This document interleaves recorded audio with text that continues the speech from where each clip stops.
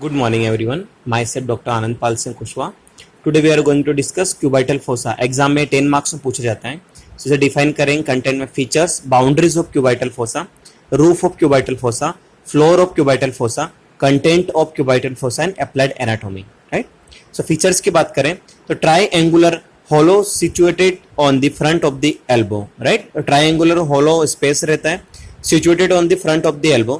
Boundaries की बात करें तो सबसे पहले हम इसके डायग्राम की हम बात कर लेते हैं. Right. So boundaries of the cubital fossa में this one is base of the cubital fossa. This dotted line is base of the cubital fossa. Then this particular triangle is a cubital fossa. This particular muscle is a pronator teres. This one is apex part and this one is brachioradialis. Right. So boundaries of the right cubital fossa. So अब हम इस पे boundaries की बात करें तो laterally medial border of brachioradialis. Right. तो laterally medial border of brachioradialis.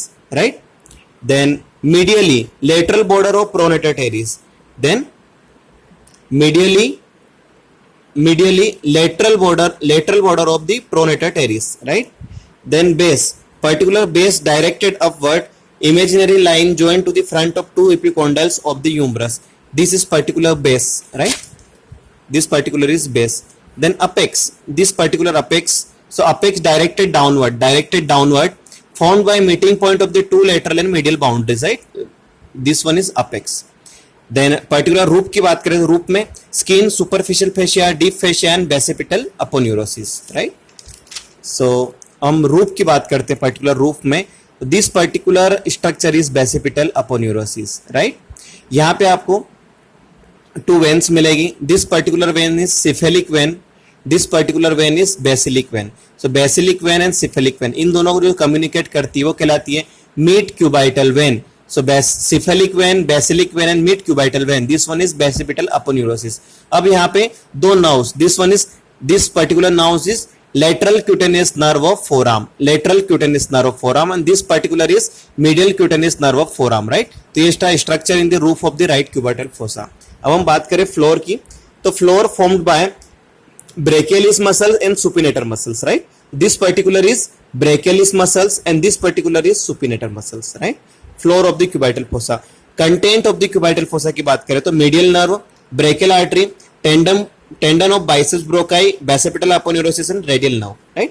तो पर्टिकुलर हम टेंडन्स की कंटेंट की बात करें तो content of the cubital fossa में तो particular this one is brachialis muscles, this one is supinator muscles, this particular is biceps brachii tendon in bursa. Right.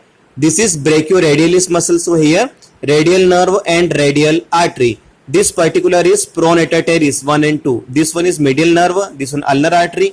Right. तो content of the cubital fossa में nerve कितनी nerve होती है? Medial nerve, radial nerve, artery, radial artery, ulnar artery, muscles brachioradialis, biceps brachii tendon bursa, brachialis and pronator teres. अब हम बात करते हैं क्लिनिकल एनाटॉमी की. So intravenous injection specially middle cubital veins choice for IV injection. This is particular site for IV injection. Right. Mid cubital vein. Blood pressure is universally recorded by ausculting brachial artery in front of the elbow. Right. So for measurement of blood pressure for intravenous injection इसका काफी important role रहता है cubital fossa का. Again इसे हम लोग revise करेंगे. Features, boundaries of cubital fossa, roof of the cubital fossa, floor of the cubital fossa, content of cubital fossa and applied anatomy. Thank you.